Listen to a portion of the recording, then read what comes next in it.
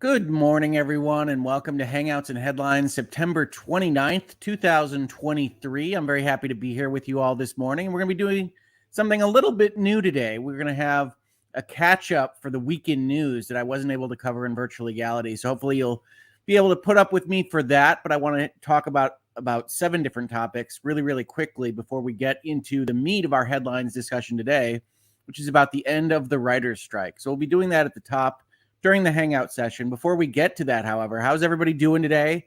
How's everybody's Friday morning? How are you in Hangouts? Where are you calling in from? All the usual questions. I just want to know everybody's having a good Friday because I want to have a good Friday with y'all. We had our last occupational therapy session for 2023 yesterday, and so that's great. I've been doing therapy since January 1st of this year, but it's also a little bit off-putting to be now out there trying to do all this stuff on my own without kind of the backstop of structural support. So bear with me. We'll get through it all together. But for right now, I want to know how you're doing. So let me see if I can pull up the right buttons here to see your comments, pull them up on screen. I also want to apologize. Some people brought to my attention last week that I missed a couple of gift subscriptions that were put out there, and I apologize for that. I do try to hit the buttons as best I can right now. But I have to remind myself how it goes sometimes. So if I missed those last week, I really do apologize. It's very helpful. Super chats, gift memberships, subscription memberships, whatever it is, everything helps the channel. So thank you so much for that in advance. I really appreciate it. All right, let's see where everybody's calling in from. Happy Friday from Niagara Falls, Ontario. That's a nice place. I don't have enough waterfalls around me, I don't think. Neither does Iowa. But hello from Iowa to HP. Hello. Kelly C says the Lions won last night. Michigan will continue to win tomorrow. I hope so. And InSync has a new song out. Today is an incredible day. The Lions being good at football is a really weird thing. I've had a lot of stuff I've dealt with this year in terms of reorienting myself and my foundations. The Lions being good at football might be the most disorienting thing that's happened to me this year. Hi from Wales. Congratulations, Hoeg, on the great milestone. Yeah, it was a big deal. I was actually much more emotional than I thought I would be about it yesterday, saying goodbye to my therapist, who's been with me for 7 months now, because the first month was inpatient rehab at the hospital. Nebraska, GBR, volleyball, of course. I don't know what GBR means in that sentence, Eddie. Help me out. Maybe I'm just missing something obvious.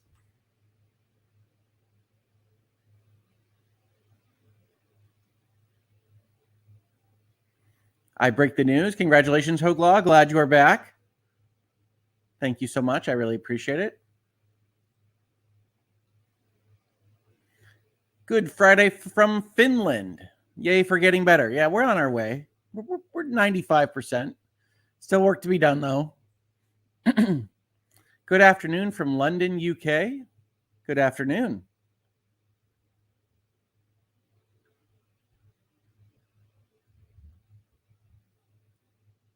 Britt says, Mrs. Hoeg Law, I assume you agree on the writer's strike, not my question about U of M football. I believe they were making jokes about U of M being Maryland instead of Michigan. And I have Britt's starred comment here, so let me just pull that up right this second. Britt, thank you so much for the super chat. I can't do this show without all your support, so thank you to everybody that supports us. I will just say this before he gets started. I was hoping for 1 to 2 years of writer's strike. If modern TV and movies are any indication, the talent pool needs to be refreshed, like a field that is allowed to lay fallow for a few years. Now, I can understand that. In fact, I think I made a few jokes about it when the writer's strike started in May of this year, which is to say, I haven't loved a lot of the writing in movies and TVs for some time now. And so I can understand that feeling, but I do think I do think that the TV shows and movies that will be missing will be felt most acutely like in the next 6 months. And I think it's good for them to get back to work, hopefully to improve their skills, sure, but also just to have more more lottery tickets to buy, right? More chances to make something good is better overall for us, I think, because while I agree that a lot of stuff is not good right now, I think if they can write some more and the market can continue to respond to bad writing in a way that is suggestive of it being a good idea to get better at writing, that's going to help as well. Chrissy Lee says, congratulations on completing occupational therapy. I know how huge that is. So happy for you and Mrs. Hoeg too. Yeah, Mrs. Hoeg has been driving me around all year, so there's no question she's going to get some of that driving time back. Thank you so much, Chrissy Lee. Thank you for the super chat as well. Like I said, I'm proud of it. I feel good about it, but I also feel a little bit weird about it. So it's interesting. Super Say Hoeg, just want to pop in as a proud replay crew member. Hey, thank you for the super chat. Been making my way through old playlists because I find your content so enjoyable. Current playlist, Epic versus Apple. We're going to be talking about that a little bit this morning. See you in the replay. See you there. Thank you, Super Say. All right, now let's see if I can pull this to the right button and not like change your camera view or anything like that. Oh, good. All right. We are doing all right. Ms. Hoeg Law laments losing drive time with Hoeg. She does. She has had to put up with a lot of drives with me. Sometimes being very quiet, honestly. Necrotic said there have been a ton of good shows. Foundation is a good example of excellent writing. I have heard good things about Foundation. Once it kind of separated from the books that I recognized, I stopped watching, I have to admit. So I'll get back into that and try it again sometime soon. But yes, there are examples of good writing. There's no question. I don't want to be cynics here. There are good things being written. We're looking forward to Stranger Things Season 5 as a for instance. But there's also a lot of junk. A lot of the Disney Plus shows aren't terribly well written, I have found.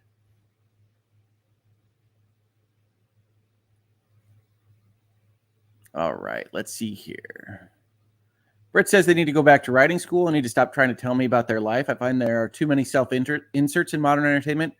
I tend to agree. I think that writers right now have a little bit of trouble writing weaknesses into their characters. They don't like suggesting that people can have weaknesses or overcome them, which tends to make the stories less dynamic, less interesting, less engaging, because everybody that's super perfect to start out with and just needs to discover their own perfection is not that compelling of a story, which seems to be the way things go more often than not right now.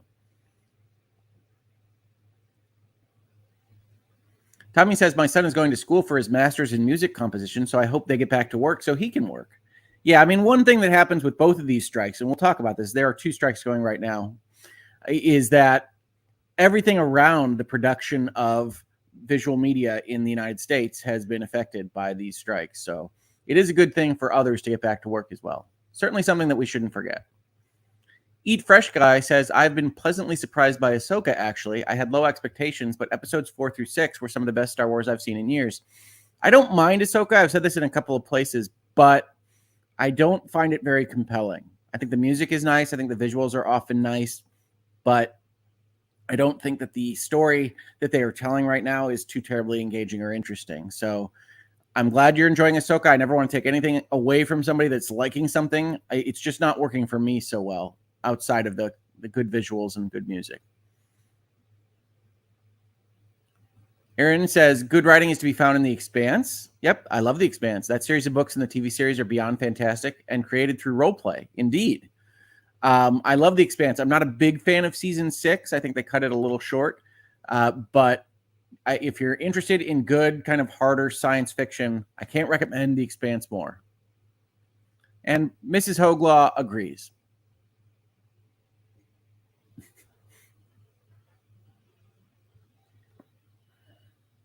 All right.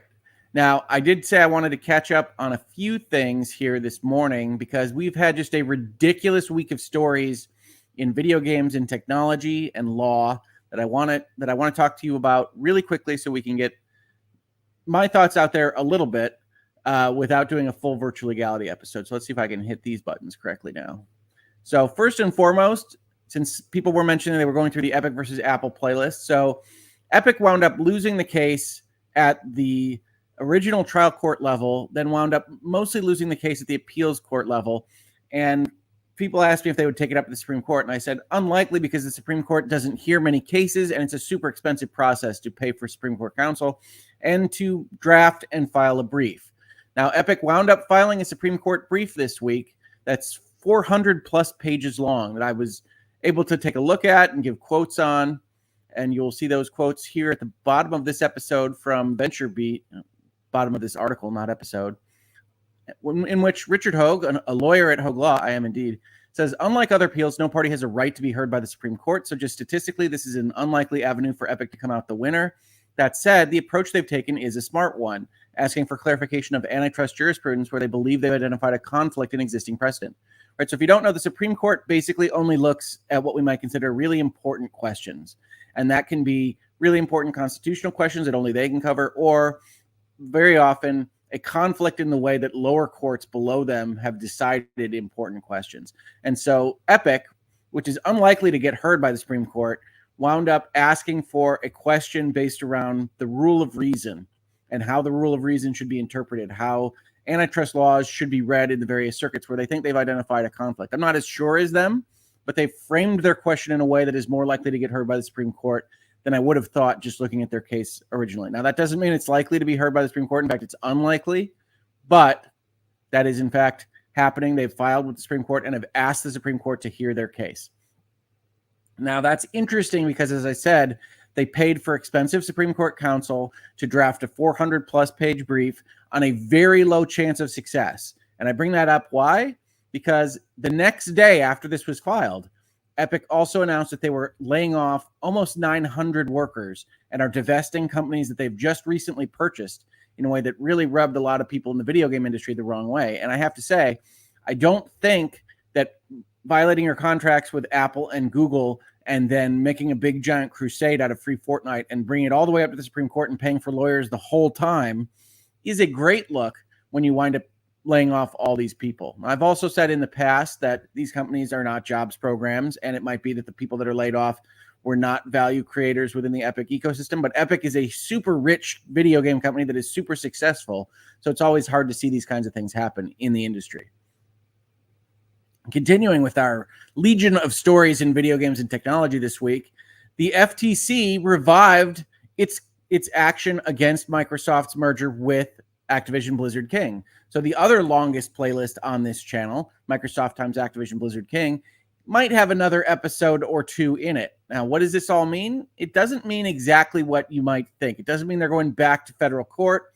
If you remember, when the Federal Trade Commission originally tried to stop the merger between Microsoft and Activision Blizzard, they brought an administrative action in their own court. So the Federal Trade Commission is allowed to basically look at things with their own judge, their own administrative law judge, and then if they disagree with that law judge, they can still claim that there's a violation of the law, and then Microsoft gets the chance to appeal it if they want to the federal courts. Now, interestingly, what we saw last year was that because they believed Microsoft might close over them or close without their permission, they wound up trying to get a preliminary injunction in federal court, and that preliminary injunction was denied.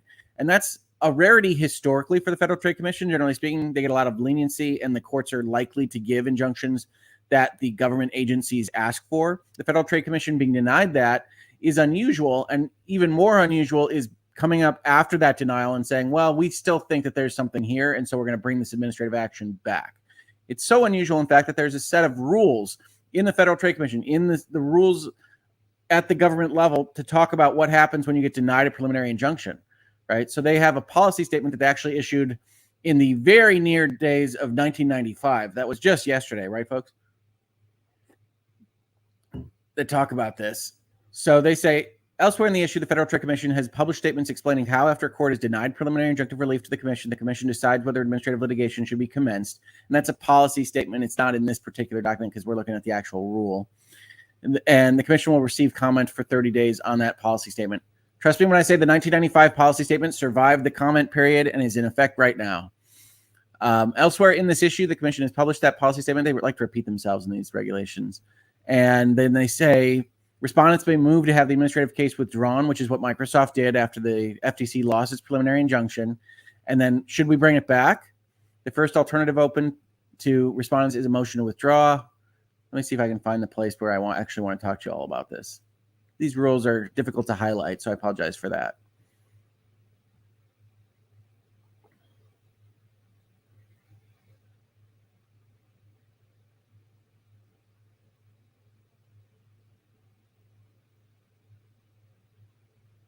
So this is actually the motion rules. And what I wanted to grab for you doesn't appear to be in the document that I actually pulled up here. There's actually like 4 different versions of this, so I apologize for that. But it's worth noting that basically what they say is it has to be taken case by case, and they have to look at like 5 different areas of whether they think it's in the public interest to bring it, that essentially the court was wrong. And they have a whole section here that I can't find right now, unfortunately, that talks about, look, when we have a preliminary injunction hearing, it might look like once the federal court says there's nothing here that we should just stop. But that preliminary injunction hearing is not a full adjudication of the merits. The court didn't look at everything. The court just looked at this very small slice of whether or not it should issue a preliminary injunction hearing. So issue a preliminary injunction. So the FTC can decide that it's in the public interest to continue with an adjudication, even though a federal court has otherwise kicked out their injunction request, which is a long way of saying the FTC is supposed to have really thought about this before doing it. But also, for those interested in the merger, it's unlikely that this will stop the merger because this won't happen until 3 months from now. And further, that the FTC does have the right to continue with its action and potentially get a federal court to unwind the transaction, but that's enormously unlikely. So hopefully that is helpful to folks that have asked me questions on this. I didn't want to do a full virtual legality because that's basically all I have to say on it, although I probably would have pulled up the document a little bit better and not pulled one of the rules that doesn't apply here. Now we have one more story because, hey, we had a lot of stories in video games. The head of PlayStation is also stepping down, as leaked by Jason Schreier over at Bloomberg, which is an interesting story in and of itself, right? Because that dovetails with the Microsoft Activision story. We saw PlayStation get wildly aggressive on this and ultimately lose out on both relationships with a lot of publishers, I think, and ultimately in court. Now, if the FTC continues and PlayStation gets to block this deal, maybe they're better off. That's a big question mark. But either way, Jim Ryan is unlikely to see it through to the end because he's stepping down next spring. And so I think it's worthwhile to note these kinds of things. CEOs at these companies, I try to tell people, are not your friends. They're businessmen first and foremost. I think people saw that with the Phil Spencer emails at Microsoft. You see it with Jim Ryan. But people that like brands, people that like companies do get attached to certain CEOs. And so Jim Ryan has been with PlayStation for 30 years. He wasn't my favorite. I'm just going to be honest, folks. I think that they've made a lot of strong positions to give themselves the market share that they have, but they've made a lot of stupid mistakes on the way that they engineer and try to sell things like their VR helmet and other things in their own marketplace, like PlayStation Plus, that just didn't make a lot of sense and really seem to be driven by kind of business and what I tend to call bean counting, the financial side of things, more than the creative and more than what I like to see out of PlayStation, out of Xbox, out of Nintendo. So I am hopeful things will improve, but I always tell people things can always get worse. You could get somebody that you like even less than the last guy. So we'll see what happens there. And those are the basic comments that I wanted to put out there into the world on these various stories this week. Hopefully that was helpful. So we might do a roundup if I don't get to virtual legalities at the top of the Hangouts and headlines. If that works for you, let me know in the comments, let me know in the chat. But thank you so much, everybody, for sticking with me through that. Eat Fresh Guy, I think this is right. I think Jim is an excellent businessman. I don't think anybody could argue that point. Not a great public figure. I think he made a lot of good choices to get PlayStation to where it is today. And that certainly needs to be applauded for those that like PlayStation and those that like video gaming in general.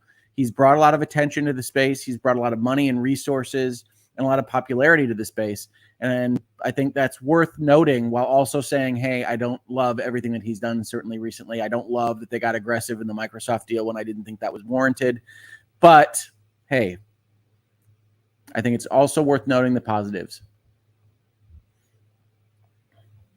Better the devil you know, asks Sibling Creature. Yeah, we have sayings like that for a reason, right? We know what we know. We don't have to like it, but sometimes it can get worse.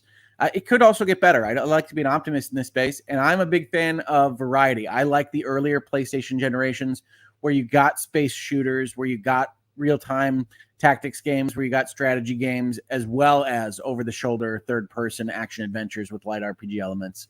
So I think PlayStation has kind of gotten itself into a bit of a rut of making versions of the same game over and over again, and I would love to see them have more of that variety brought back. That was another tweet that I put out early last week before this news came out.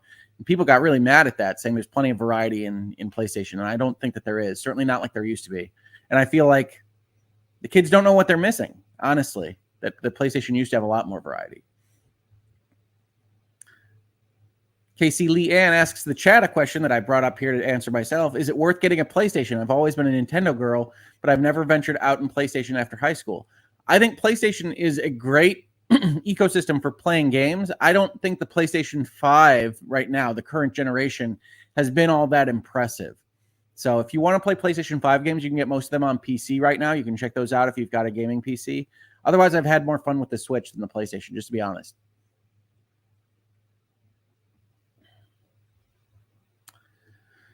All right, let's see what else.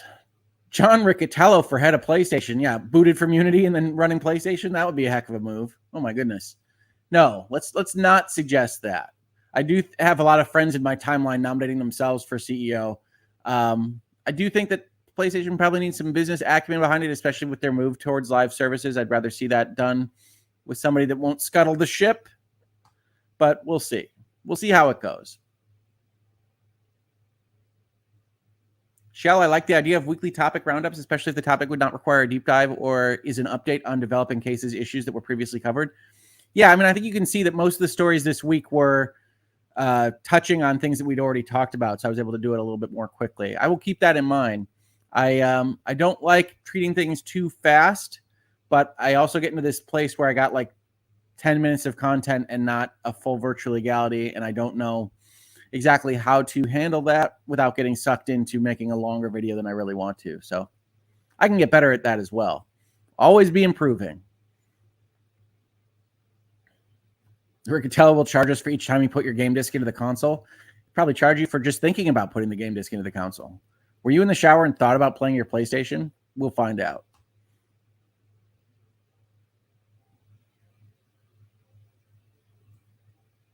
Sorry for the delay, says Tech to help us, Andy, but thank you very much, Vintage Willow, for the gift membership. Yes, I think Vintage Willow did give gift memberships. Thank you, Vintage Willow. Oh, no, I see you give them again today. For some reason, these aren't popping up on my main list, so let me make sure you get the credit you deserve.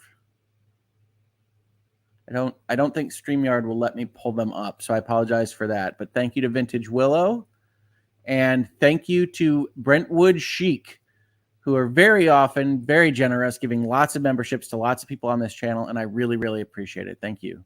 Thank you, guys. All right, so I was able to click on those over there. I didn't break anything yet. We'll keep trying to not break things, folks. That's my first rule of Hangouts and Headlines, is try not to break anything.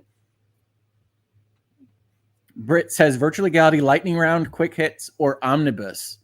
Yeah, we could do like catch up. We could do a catch up video where we just roll through everything.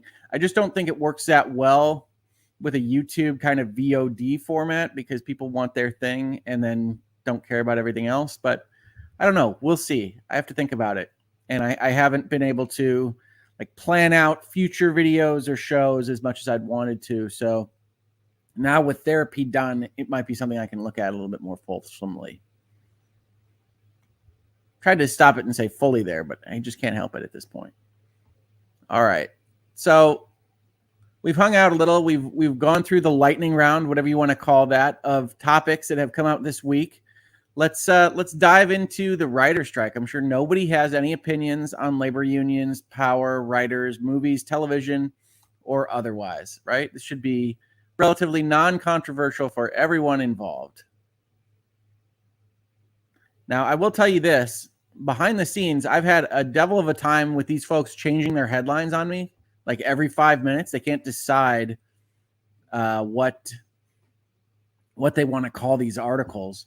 And so a lot of these headlines have changed really, really quickly. So we'll see if my commentary continues to make sense after we get through some of these. So here's CNN Business. Writers Guild and Studios reach tentative deal. This was called "The Writer Strike is Over" as recently as like 20 minutes ago. So in this article, the major film and television studios and striking writers reached a tentative agreement on Sunday. The reason I highlighted it that way is because the headline was wrong. They appear to have corrected it before I was even able to comment on it. So good for you, I guess. What we have won in this contract, says the Writers Guild of America, most particularly everything we have gained since May 2nd, is due to the willingness of this membership to exercise its power, to demonstrate its solidarity, to walk side by side, and to endure the pain and uncertainty of the past 146 days. It is the leverage generated by your strike in concert with the extraordinary support of our union siblings that finally brought the companies back to the table to make a deal. The terms of the agreement were not immediately known. This article is from, I believe it was Monday. Yeah, it's Monday of this past week. And so I thought it was interesting that they said the writer's strike was over. The AP picked up on that notion and said, Screenwriters wait to learn terms of deal with Hollywood studios to end historic strike, much like that CNN article we just read. The union reached an agreement with studio executives is probably not fully accurate. So the way this works in reality is a union, as I think most of you know, is a combination of people within a given profession or given work site or various ways that you can combine people to assert their power over contract making as a group unit, what we call collectively bargain. And so the union leadership in a union as big as the Writers Guild of America gets to go and negotiate this contract, and then they get to approve it. But that isn't the union reaching an agreement. That's the union leadership reaching an agreement. And ultimately what has to happen after that is that the union membership, the actual power in the union, has to vote to approve that deal, has to ratify what the union leadership decided upon. And that hasn't happened yet, right? So a number of these headlines that say the strike is over are a little bit premature. The strike has been allowed to end by the leadership pending the ratification of the deal by the union. And while I think that ratification is likely, it isn't a guarantee. And so if that ratification were to fail, the union membership decides not to approve what the union leaders agreed to in this kind of closed door meeting, then the strike would be back on. So a lot of what I want to talk about here is just confusion in terms of what news is being presented to people in the headlines, which is what we see so often in social media and talked about in around the water cooler, whatever the modern water cooler is at this point, because these articles actually go to more detail and say, hey, look, the governing boards of the two branches voted on the contract Tuesday. With their approval, writers will then vote on the deal and the strike can officially end. But again, we have these headlines that say things like the Hollywood writer strike is over. Now, it isn't over. They've approved that the strike can stop as of Wednesday, so writers can get back to work, which is a kind of way that the strike is over. So I'm not going to say that this is entirely wrong, but it also isn't the type of thing that we can just say is going to end and we know that it's going to end, right? Because the membership could still say no. I think everybody's assuming that the membership will say yes. I think that's probably a safe assumption. That's why you get articles like this. But this oversimplification, I think, ultimately hurts our understanding of what's going on. And what's going on is that it's not over until the membership actually approves the deal. Now, the AP just isn't loading very fast. They copy that CNN headline. The Hollywood writer strike is over after guild leaders approve contract with studios. And again, we're just kind of talking about the fact that after the vote, they declared the strike would be over and writers would be free to start on scripts at 12:01 a.m. Wednesday is what that headline is basing itself on. But then you go and you read further, the writers still have to vote to ratify the contract themselves in early October. But lifting the strike will allow them to work during that process, the guild told members in an email, right? So the leadership says we're striking, and then they say, okay, we can stop striking. You can go work, and it's not going to be crossing any strike lines. Isn't going to be crossing any pickets. Nobody's going to get mad at you. But we don't have a contract with the studios until you all agree on it. And further, what gets lost in all of this, right? Because the question that people ask me, the question that people are really interested in is when do movies and TV shows start getting made again? Is that the answer is not anytime soon, right? Because if we look at what's happening here, as I mentioned, there are two strikes happening simultaneously. There's the Writers Guild of America, and then there's the Screen Actors Guild. And so as Time mentions here, screenwriters accept deal to return to work, which isn't fully accurate. The screenwriters leadership did, but actors remain on strike. Is worth noting that everything that you're probably interested in getting started back up is not going to get started back up anytime soon. Leaders of Hollywood's Writers Union declared their nearly 5-month strike over. The governing boards approved. We looked at that before.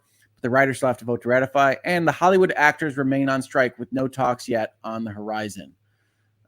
New spirit of optimism for the actors, knowing that at least one of us has gotten a good deal gives us a lot of hope that we will also get a good deal. Now, that's worth noting, I think, primarily because to the extent the actors think that the deal was good, that suggests the writers will think their deal is good as well and probably approve it. But again, we don't know that in point of fact right now.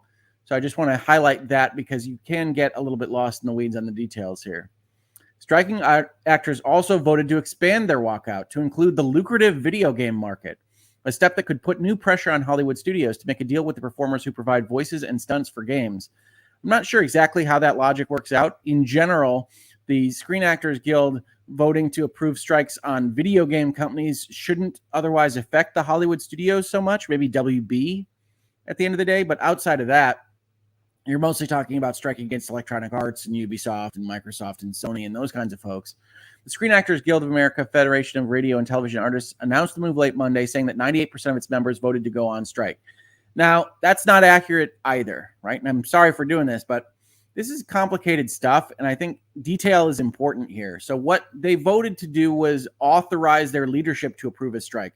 And in an article that we're talking about leadership ending a strike and approving a strike in the Writers Guild, I think it's important to understand where we're at in the process with the video game. So the Screen Actors Guild is currently striking against the movie studios. The video game voice artists in the Screen Actors Guild approved authorizing the board to have a strike.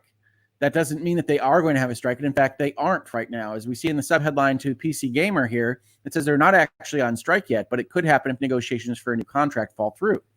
It's true. They vote to approve a strike, not to actually strike. The vote does not mean that a strike will be called, but the union hopes it will provide added leverage in its negotiations for a new interactive media agreement. Indeed, that's fine. They want leverage over the people that they're actually negotiating a contract with. But it doesn't mean they're going on strike, which a lot of people ask me in my DMs and otherwise. Now, I did want to talk to you about what the Writers Guild of America actually agreed to, because I think it's interesting. Summary of the 2023 WGA MBA. The following is a summary of the deal terms for the 2023 MBA. It is a simplified version of the Memorandum of Agreement, which contains the full text of the new provisions. What I find interesting about this is that a Memorandum of Agreement will already be a simplified version of a long-term contract. So this is a summary of the contract. Term will go from September 25th, 2023 through May 1st, 2026, lining up with their May 1st renewal dates for prior MBAs. And if we don't know what an MBA is, we can look. Writers Guild of America explains it to us. It's the minimum basic agreement. It's not a Master's of Business Administration. So the minimum basic agreement kind of sets the floor under which various people can enter into contracts with the studio system. And so by setting that floor, it makes sure that it protects the writers from overly extortive contracts. And so what they got as part of this deal were minimums increases. So we are obviously in an inflationary environment, and the contracts that they enter into only have set numbers in them. So they agreed to specific increases for that to try to cover inflation and other things that are happening in the world and to get more money. Obviously, if the studios are successful, the writers want to have more of a piece of that pie. That makes sense. And they get a 5% increase on ratification, and then 4%, and then 3.5% for the third year. So it continues to increase pretty well. Now, that probably wasn't the main item of fighting. They do have an increase in the health contribution of about 0.5% of the overall earnings of their contract partners. But the big ones here, the ones that were talked about in the news very often, is AI. And they've established regulations for the use of artificial intelligence on covered projects in the following ways. Now, this is an interesting set of rules. AI can't write or rewrite literary material, which we presume is a defined term in the actual contract. Probably means things that we would expect to be in literary material, scripts, whatnot.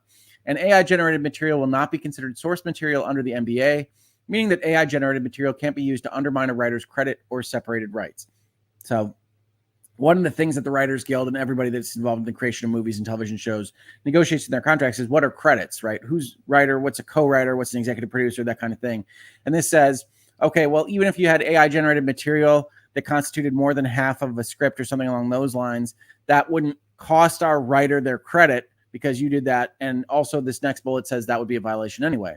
A writer can choose to use AI when performing writing services if the company consents and provided the writer follows applicable company policies, but the company can't require the writer to use AI software when performing writing services. Now, that's interesting to me because artificial intelligence in general is this discussion that people have been having about kind of a moral level rather than a legal one, right? We don't know exactly how AI-generated materials will be treated under the law because, frankly, we didn't have any notion of generative AI when the copyright law was created. So whether or not generative AI is a derivative work of the things that it studied or not is kind of an open legal question. And reasonable minds can differ on where that will wind up.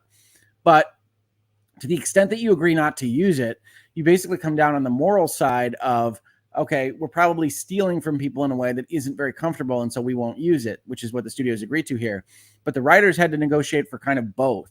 They negotiated for, yes, you can't make us use it because it's immoral, but we can use it if we want to, and if it comports with your rules, but we can use it to write our scripts if we want to, which is a tool, right? It's something that's going to be used in a lot of industries in the future, but it kind of cuts both directions in a way that I'm not altogether comfortable with in terms of either moral or legal rightness on that particular bullet. Now, that's what a negotiated position often looks like, but it is interesting to note.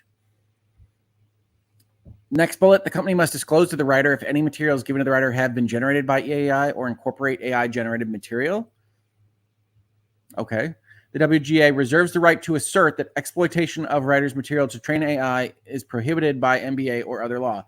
Now, I don't know how this provision is going to be written into the contract, but generally speaking, you don't enter into a contract that says, oh, we can argue that this is violative of the contract in general without settling that in front of you right now.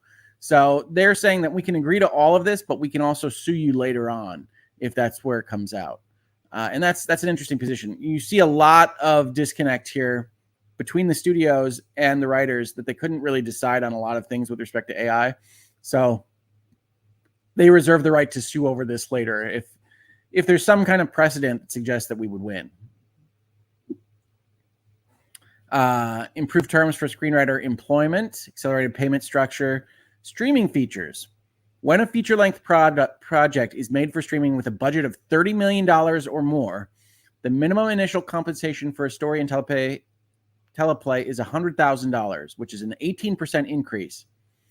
Now, I have to say, for the size of money we're talking about in terms of budgets and money that these services make, these numbers seem pretty low to me from a writing standpoint. Writing is very important to storytelling, and I'm not going to sit here and tell you that I think that the writers are getting overpaid in this contract. I think that this is still surprising how little they get for these kinds of things and how much more other folks that are involved in the creation process get. So I think that the strike seems to have been necessary based on the rates that we're seeing here, but I also agree with everyone else in chat that says, well, there's a lot of bad writing out there. There is. Combined with the foreign residual improvements below, this results in a 3-year residual of $216,000 for projects on the largest services, a 49% increase from $144,993 under the 2020 MBA. You got improved residuals here, viewership-based streaming bonus based on high-budget videos on demand that are viewed by 20% or more of the service's domestic subscribers in the first 90 days of release. So things that hit immediately and are super successful will get a bigger residual. So, and then they give you some math based on how these numbers will work. $9,000 for a half-hour episode, $16,000 for a 1-hour episode based on the current levels of these things, or $40,000 for a streaming feature over $30 million in budget. And this is a lot of money. I'm not going to tell you it's not a lot of money either, but it's very difficult to say exactly how many of these will hit because we don't have any data on the streaming services. And we're not likely to get a lot of data because that was another big fight that people were having, right? Before the streaming services got really popular, we got more data on how successful TV shows were, how successful movies were through box office, through Nielsen ratings, those kinds of things. And you can argue that they weren't very good at capturing those, but we got some numbers. Here, we don't get anything, and we're not likely to get anything either. The companies agree to provide the Guild, subject to a confidentiality agreement, the total number of hours streamed, both domestically and internationally, of self-produced, high-budget streaming programs, for example, Netflix originals. The Guild may share information with the membership in aggregated form. And I'm sure that what this provision actually says in the contract is aggregated and anonymized, which is the way that we keep specific information kind of confidential in the tech world, in the software world, in the application world. And so the companies here basically say, we'll give you aggregate information. We'll give you enough to know whether you're owed residuals, right?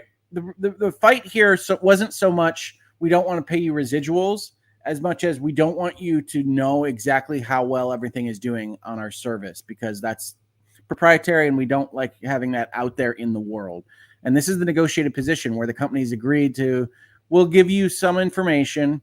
You'll keep it under confidentiality. We'll probably get very mad if it gets leaked out, and you can only share it with your membership in an aggregated, anonymized form. You can't put it out there in a way that people could calculate how many hours are viewing Stranger Things versus House of Cards or whatever else you're watching on Netflix. Next point that they wanted to bring up is high budget programs for ad supporting streaming services. Ones with commercials get the same initial compensation terms as the equivalent programs made for subscription streaming services, which is interesting because that business model is completely different. You've got generalized pay increases and development room premiums. So one of the fights that they were also having was on staffing. Development rooms and regular writer rooms for television and high budget video on demand series, your Netflix originals, will now have requirements regarding the minimum number of writers who must be hired and the duration of their employment. These new provisions go into effect for seasons where the first episode is written after December 1st, 2023, assuming it's ratified.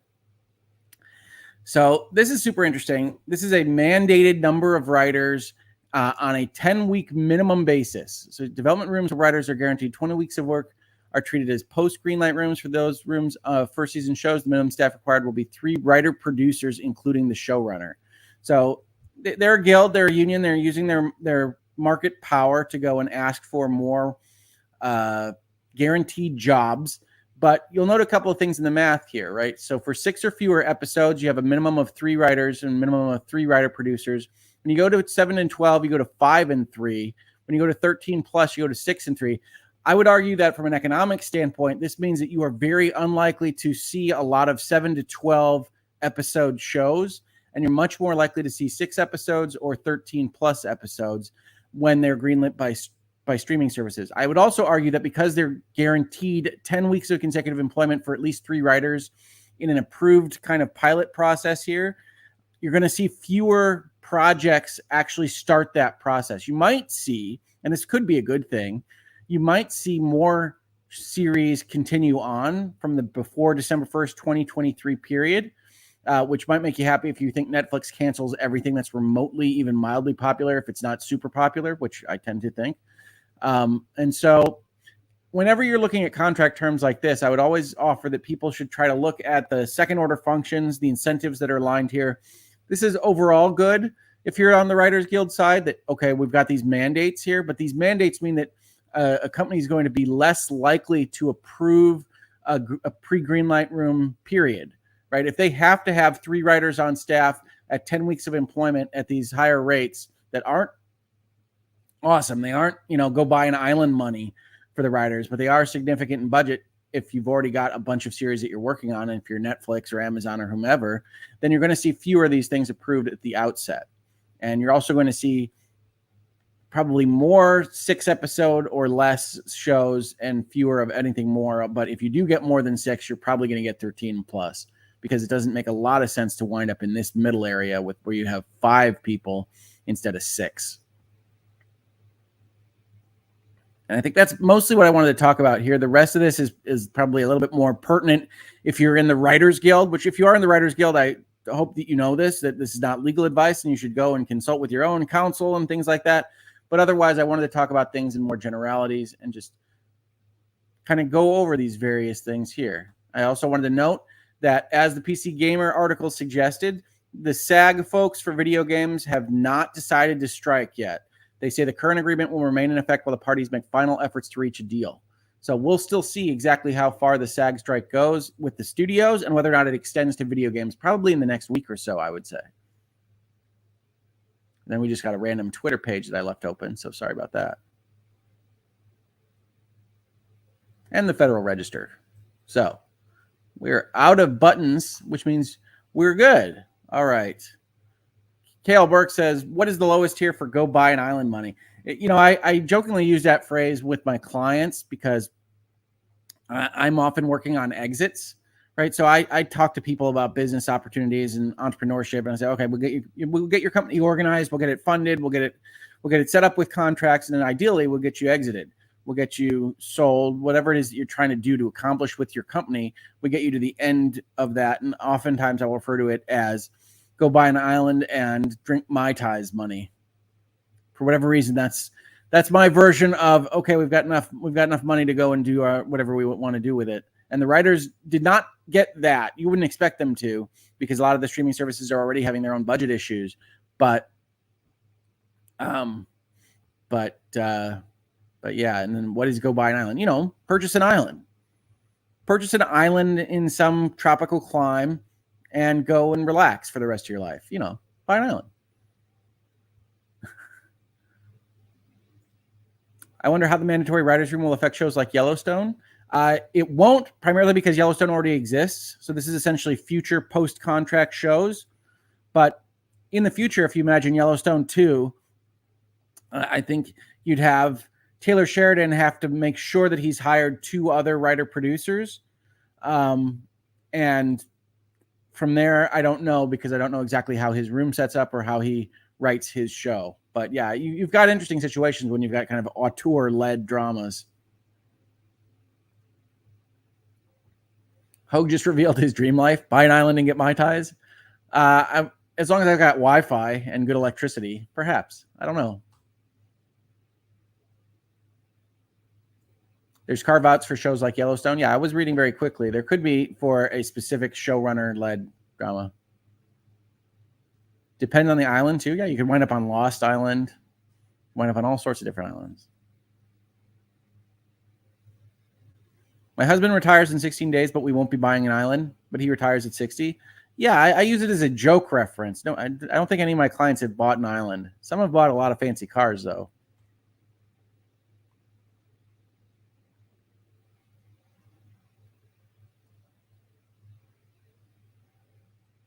Oh, Hill CT says there's a specific provision for single scribes. Okay, I believe it. I mean, ideally, your negotiation team has thought of all of the questions. Obviously, human beings can't think of all of the questions, but ideally, that's what you do, is you have everybody kind of discuss these things and go over them. And I'm just looking right now at the MBA summary, but it might or might not be in that summary, because that, again, is a summary of an agreement. And those are the kinds of things that Taylor Sheridan and his agent would be asking, and that we wouldn't necessarily get full transparency on from 30,000 feet like we look at these questions. So sorry about that. But what do you all think about the writer's strike? What do you think about the SAG strike? What do you think about the state of movies and television? What thoughts do you have about the terms that they negotiated? Was it worth the second longest strike in history for media creation in the United States? Do you feel like Britt or some other people that they should have taken longer because the quality of movies and television has been lowered substantially? What do you think?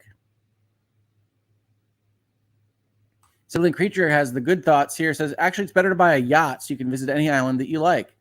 Maybe.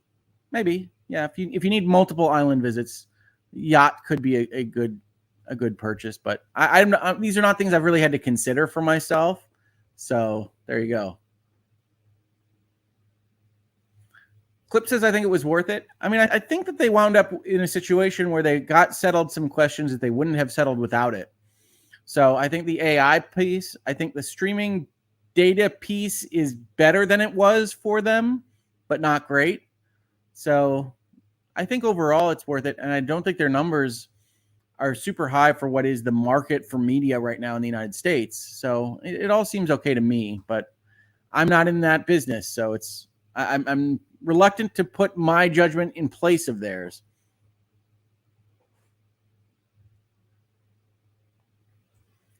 Rin says, if it raises the quality of film and TV, it's totally worth it. I would agree with that as your if-then statement, but I don't know that we know that it will, in fact, improve the quality of film and TV. We'll see.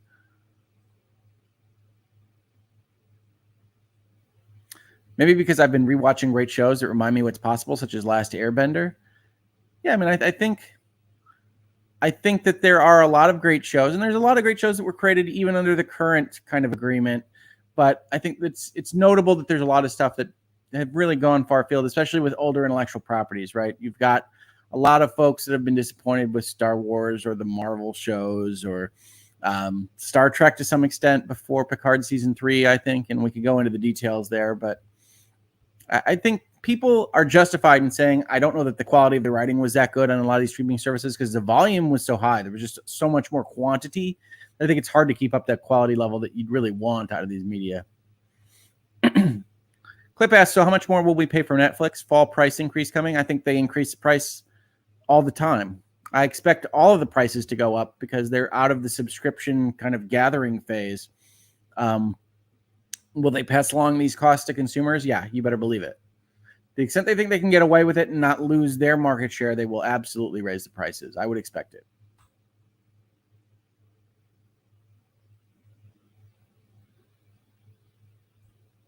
Emily says, I think it was necessary, if only to address AI and streaming before things that are unfair just get entrenched.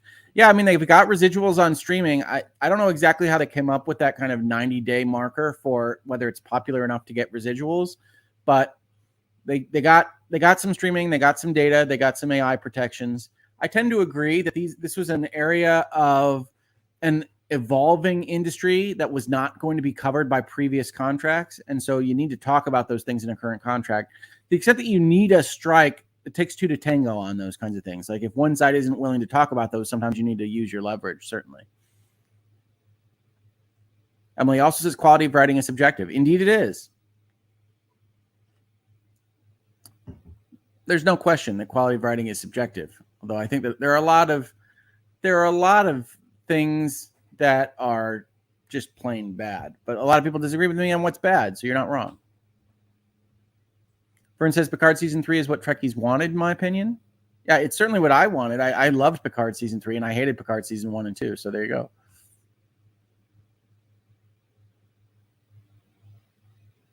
Wolf says, I'm possibly more used to strikes as a Finnish person. Yeah, I mean, we have a lot of strikes going on right now. I'm not covering the United Auto Workers strikes, which I think are a little bit harder to justify based on what they're requesting. But I'm in Michigan, so I get told a lot of things about those strikes.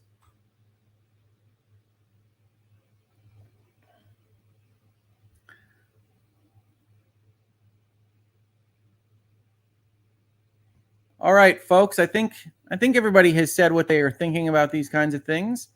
Writing can be excellent, and then the execution can be terrible. Yep, that can happen as well. Although I think it's as likely for the execution to be great and the writing to be not there right now. I see that a lot with the Disney Plus Star Wars. Right, the Ahsoka show we were talking about earlier, I think has good execution, has good visuals, has good music, and just not a lot of story at all. Dune 1987 was great. Insert random water droplet. Man, do I remember that water droplet. Yeah, I mean, David Lynch takes a little while to get used to, I think. But the older 1980s Dune is interesting. I'm looking forward to Dune Part 2 coming next year. It should come out this year, but I won't get into it right now.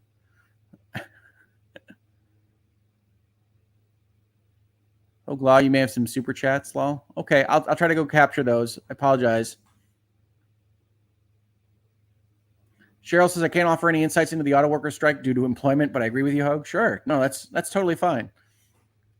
I don't blame anybody for not offering insights on YouTube that otherwise relate to their real-life employment. Jen says, thank you, Hoeg. Love spending time going over the headlines every week. Thank you, Jen. Yes, this is our fourth Hangouts and Headlines since the return. I'll try to keep this up at about the weekly level. Although I should mention now, since I'm saying that, we won't have an episode next week. Actually, to celebrate kind of the end of therapy, I'm going on an unplanned mini vacation. So I will be out for most of next week.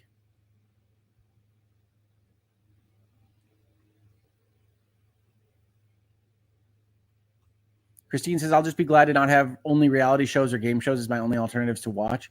Yeah, one of the interesting news items that I didn't pull up was that late night shows are coming back first, right? Because most of their stuff is topical and they can just write it on the day. But interestingly, because of the SAG strike, there won't be any actors promoting their movies or television shows on those late night shows. So it's unclear exactly how that format's going to work with only one of the strikes ended.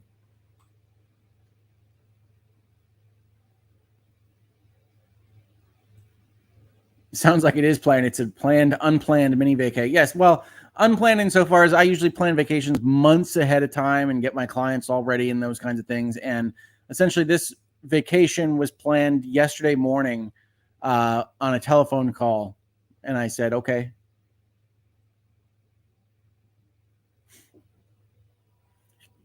Any ideas if Lawyers and Dragons coming back? I wouldn't say no, but there are no current plans.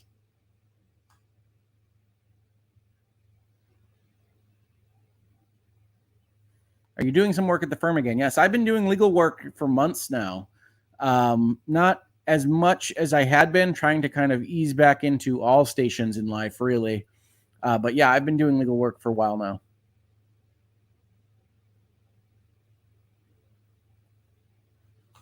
Beginner says, I haven't noticed the strike other than the headlines. Yeah, I mean, these are lagging kind of indicators, right? Because it takes so long to make a television show or a movie, or certainly a video game, that when you have disruptions like this, chances are the window that you're going to feel it the most in is actually the next one, right? So you probably didn't notice it that much this summer. That's when the strike started, but you'll notice it more in the fall when things that are usually there being created just aren't. So I think it'll be good. You'll notice it then, but you'll know that they came back hopefully in October, and then things will get back into normal kind of rhythm next spring. Stephanie says, late night will invite every musician and comedian they find. Yeah, I just wonder if the views are there, right? I don't think that format was doing terribly well even when things weren't disrupted, so I don't know whether it'll come back at all. That'll be interesting in and of itself. Against Tide says, I don't watch normal TV shows. I basically watch YouTube unless I'm at work.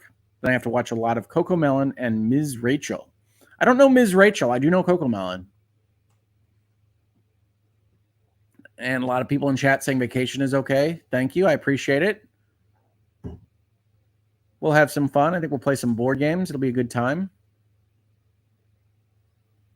Cheryl says, I, for one, would love a season 3 of L&D. No, I get it. I would like to do it too. It's tricky to get everybody together, and I'm not sure when it would be, so I don't want to make any promises I can't keep.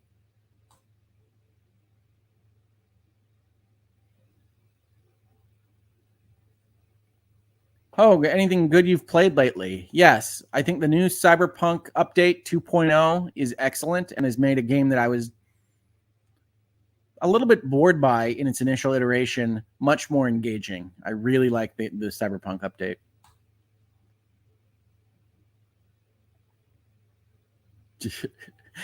Arno says, Hoeg has no impulse control. Want a vacay? Okay. Hey, Rick, I have a great investment opportunity for you. In fairness, this was presented to me by a family member. But yes, we've talked about the fact that my inhibitions are reduced. So yeah, you know, is it a bridge somewhere I can buy? Newspin asks if I've seen the One Piece live action show on Netflix. I have not. I keep meaning to go and watch it, but I have just done other things instead when that time frame has come up. But I do mean to see it because a lot of people have recommended it to me. Stardom says it's like the COVID game releases. What was almost done released all at once, and then things got wonky. That's very true. COVID is a good kind of analog to what we'll probably experience as a disruption in this fall and winter period of movies and television. KL says a lot of season 2 shows will probably be missing. Yeah, I think that's right. That's right, exactly. Kurt, thank you for the super chat. Says, by the way, if you ever want to join me for a morning legal roundup, drop me a line. I'm so happy to see you prospering so well. It is awesome. Oh, I appreciate it, Kurt. Yeah, I'm trying to figure out exactly how much I'm going to do in the future and what my life looks like post-therapy here. So I appreciate it. I might well do that.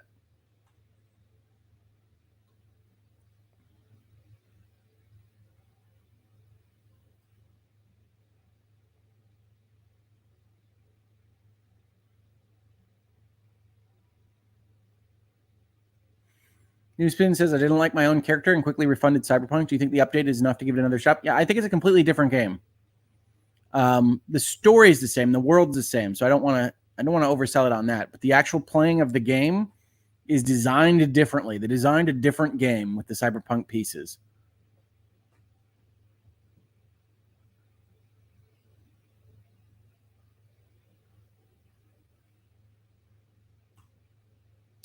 C-Dan Runs is not a strike, but I'm about to be forced to not work, so I'm glad some entertainment is making its way back. Well, I'm very sorry to hear that, C-Dan Run, but I'm glad entertainment will be coming back as well. So hopefully that makes the days a little bit brighter.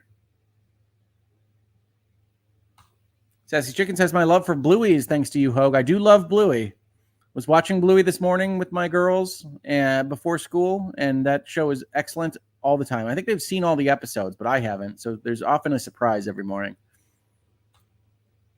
All right, folks, thank you so much for hanging out with me this morning. Thank you for checking out the headlines with me. And I will see you on the next episode of Hangouts and Headlines or Virtual Legality or whatever else we do on the channel. There will not be a Hangouts and Headlines next week, but then we'll be back to a weekly cadence after that. So thanks, everybody, and have a fantastic weekend.